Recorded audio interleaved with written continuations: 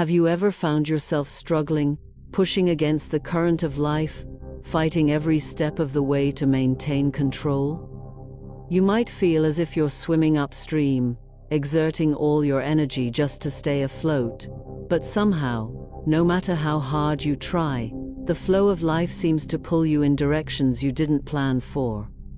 It's a struggle most of us can relate to: the resistance, the fear of surrender, and the anxiety that comes with letting go.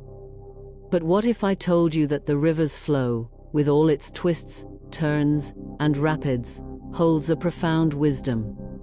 What if the very act of surrendering to life's current is not a defeat, but a powerful alignment with your true path? Understanding this is key to unlocking a deeper connection with the world around you, and with your own inner nature. The river's wisdom teaches us that surrendering doesn't mean giving up, it means giving in to the natural rhythm of life, and trusting that the current is guiding us exactly where we need to go. To resist the flow of life is like swimming upstream. It's an exhausting, futile attempt to fight against the natural current that flows through us. This struggle is not just physical, it is deeply psychological and emotional. We cling to our beliefs, our habits, and our expectations, afraid of what might happen if we let go. The ego, ever the defender of what it believes to be its territory, resists change because it fears the unknown. It wants security, predictability, and control. But the more we resist, the more energy we waste, and the more we distance ourselves from the fluidity and ease that life has to offer. This is where the river's wisdom comes in. By learning to surrender to the flow, we find that life becomes less of a struggle and more of a dance. We align ourselves with the rhythm of existence, understanding that each bend in the river, each rapid, each still pool, has a purpose in the journey. The path may not always be clear, but it is always leading us forward. Resistance to change is not new to the human experience. In fact, the most unconventional and transformative teachers of our time have spoken about it extensively. One such teacher, the late Alan Watts, often referred to life as a dance, an organic, ever-evolving movement in which we must learn to participate rather than force our way through. In his teachings, Watts emphasizes that our struggles stem from our refusal to flow with life's natural rhythm. He compared life to a river. We cannot control the flow, but we can align ourselves with it. Watts' philosophy encourages us to let go of our need to control, to surrender our resistance, and to trust that the current will take us where we need to go. His words echo the wisdom of the river, reminding us that life is not something that happens to us, but something we are constantly co-creating in partnership with the universe. The poet and philosopher Maria Rilke also spoke deeply about the necessity of surrender in the face of life's ebb and flow. Rilke's work consistently emphasized embracing life in all its forms, even its difficulties and uncertainties. In his famous Letters to a Young Poet, Rilke advises, "Be patient toward all that is unsolved in your heart, and try to love the questions themselves. Do not now seek the answers, which cannot be given you because you would not be able to live them." Rilke understood that life's mysteries, like the winding course of a river, must be embraced with trust, rather than resistance. In the same way that we cannot control the river's course, we cannot control all aspects of our lives. The key is to surrender to the process and live fully in the unfolding of the journey. In the realm of shamanic wisdom, the river is often seen as a powerful symbol of the soul's journey, flowing through the cycles of life, death, and rebirth. The teachings of the renowned shamanic practitioner and author Michael Harner emphasize that the journey of life requires surrender to the flow, particularly when faced with the unknown. Harner's work highlights the shaman's ability to navigate the river of life by embracing the unpredictable and trusting in the spirit world's guidance. Shamans view the river not only as a physical phenomenon, but as a spiritual guide that flows through all of creation. To resist its current, they teach, is to block the essential energy of the world. Instead, the shaman moves with the current, understanding that it is not something to fear, but something to trust as part of the great web of life. In the teachings of indigenous traditions across the world, rivers often symbolize the flow of spirit. The Amazonian shamans, for example, speak of the Icaros, the sacred songs that guide the soul through the healing process. These songs, they believe, help individuals align with the flow of the universe, much like the river guides a traveler toward its ocean. The plant medicine ayahuasca is often used to help individuals tap into the deeper currents of their consciousness, releasing resistance and allowing them to flow with the energies of healing, transformation, and renewal. Ayahuasca ceremonies are experiences where participants confront their fears, desires, and attachments, each one a current in the river of their lives. The medicine teaches us that by surrendering to the flow, we align ourselves with our truest nature, and ultimately, the river of life. The river also plays a central role in the philosophy of Advaita Vedanta, which teaches the non-duality of existence.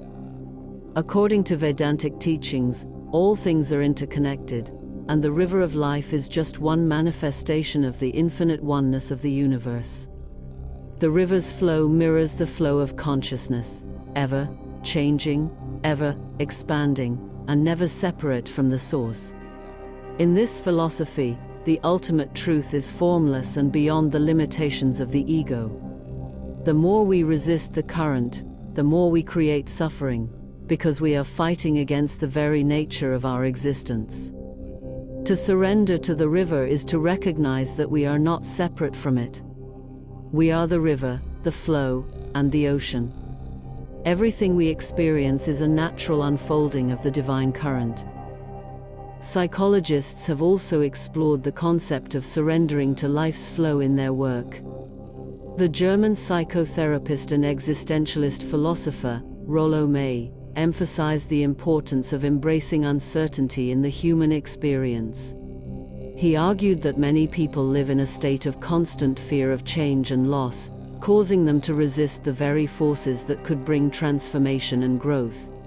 May believed that by confronting our fears and surrendering to the natural flow of life, we are able to experience true freedom.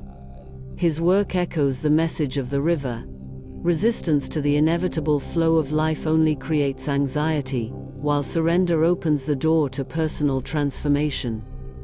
Similarly, therapist and spiritual teacher Gabor Maté, known for his work on trauma and healing, speaks often about the need to embrace the full spectrum of life's experiences.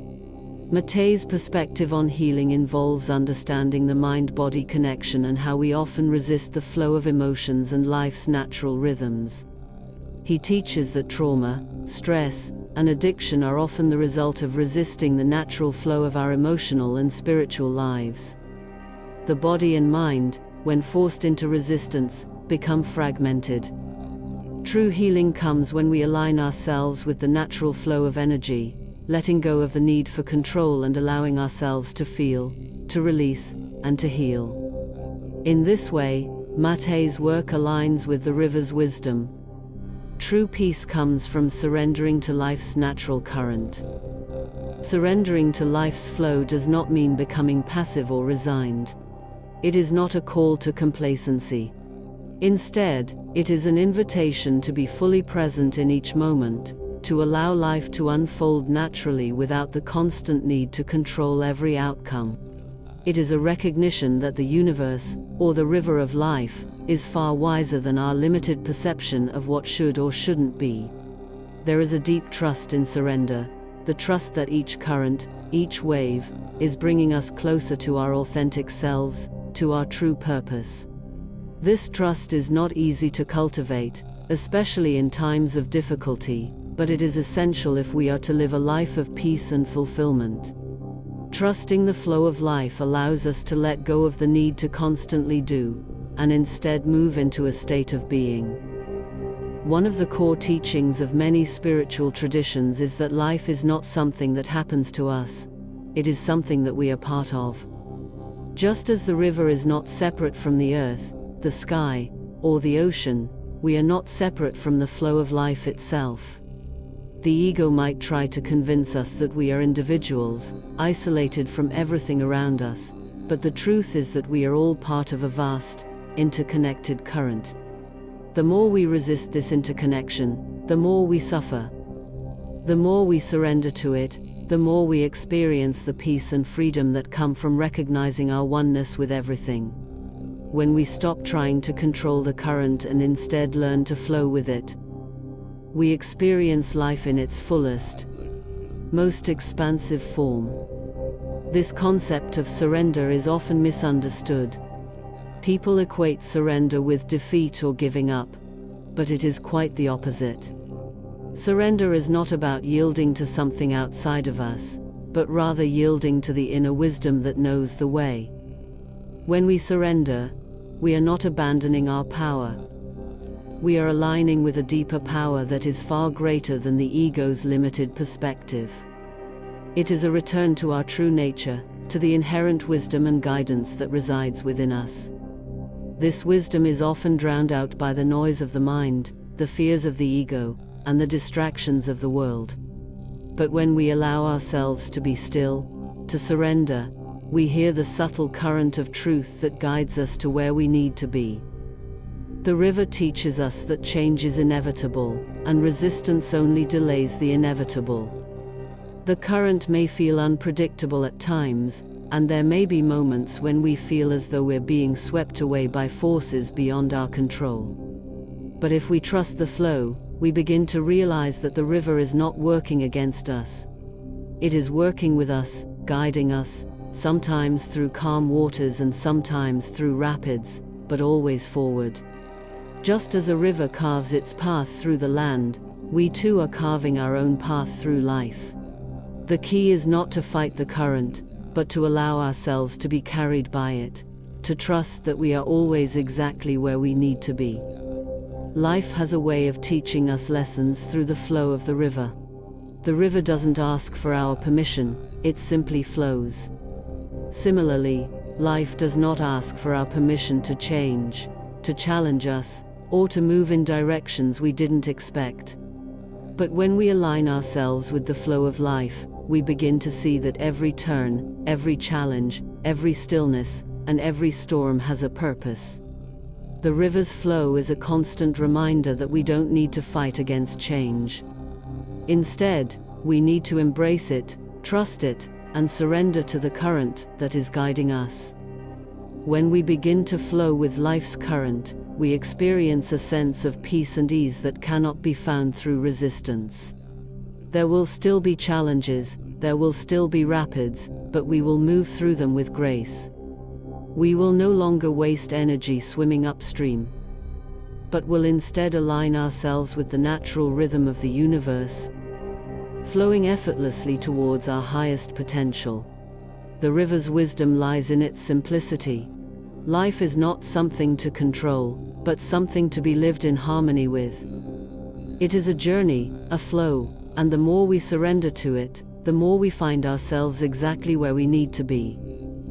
As we navigate the river of life, we are constantly reminded that surrendering to the flow is not about giving up. It's about recognizing that we are part of something much greater than ourselves. The current of life is always guiding us, always leading us to where we need to be.